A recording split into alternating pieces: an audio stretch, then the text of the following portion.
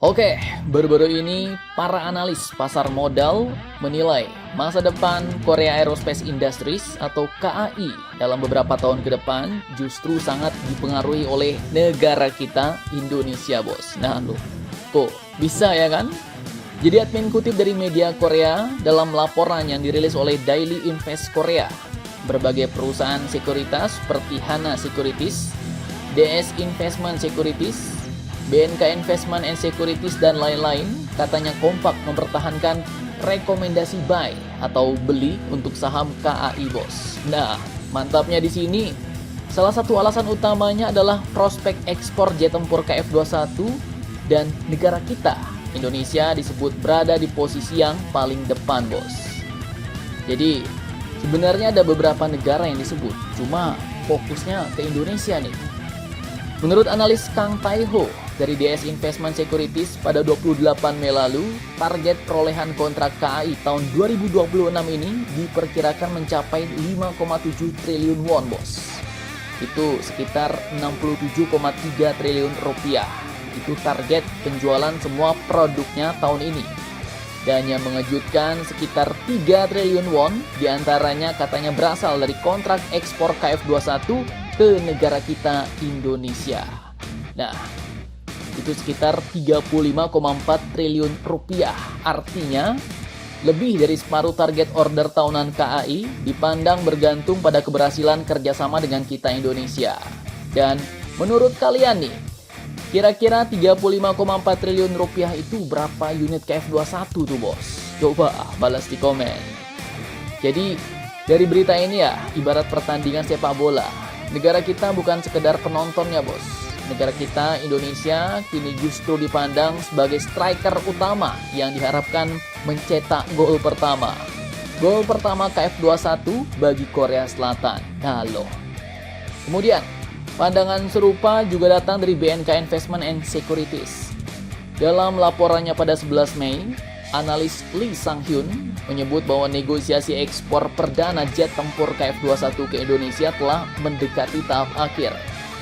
Menurutnya pembahasan utama sudah hampir selesai dan yang tersisa terutama adalah proses administrasi di pihak Indonesia. Jadi sisa proses administrasi doang nih, bos. Dan katanya jika seluruh tahapan itu rampung, maka kontrak ekspor pertama KF-21 diperkirakan dapat segera terrealisasi tahun ini. Nah, jadi kita tinggal tunggu saja nih, bos, kapan teken kontrak ya kan? Bagi KAI, keberhasilan ini bukan sekedar soal jual jet tempur, bos. Ini katanya adalah pembuktian bahwa KF-21 mampu menembus pasar internasional. Dan dalam industri pertahanan, pelanggan pertama seperti kita Indonesia jelas memiliki arti yang sangat besar. Di mana biasanya setelah ada satu negara yang resmi mengoperasikan sebuah jet tempur baru, maka kepercayaan calon pembeli lain biasanya ikut meningkat. Tak heran bila Daol Investment and Security melalui analis Choi Kong-sik menyebut bahwa siklus ekspor KF-21 sedang menunggu momentum. Dan saat ini negara kita Indonesia ditempatkan sebagai negara yang paling dekat menuju kontrak. Sebelum peluang berikutnya mengarah ke Malaysia, Filipina, hingga Uni Emirat Arab, bos. Bahkan CEO baru KAI disebutkan memiliki pipeline permintaan potensial untuk KF-21 lebih dari 200 unit pesawat. Waduh, banyak amat rupanya pesanannya ya kan? Sementara itu produksi massal KF-21 sendiri diperkirakan mulai menjadi mesin pendapatan utama KAI pada paruh kedua tahun ini, bos. Hana Securities melalui analis Chai Won Sam pada 4 Juni memperkirakan pengiriman pertama kepada Angkatan Udara Korea dimulai sekitar September 2026 ini. Dan semakin banyak pesawat yang dikirim pada kuartal keempat, maka semakin besar pula lonjakan pendapatan perusahaan. Di tengah momentum tersebut, keberhasilan kontrak kita Indonesia dipandang dapat menjadi katalis tambahan yang memperkuat prospek jangka panjang KAI. Nah, jadi saat ini jika masih ada yang bertanya-tanya nih, bos, apakah Indonesia masih penting dalam proyek KF-21? Ya, jawabannya menurut para analis Korea ini cukup jelas.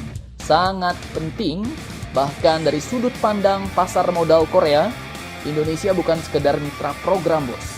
melainkan salah satu kunci yang dapat membuka gerbang ekspor global KF21 ke seluruh dunia.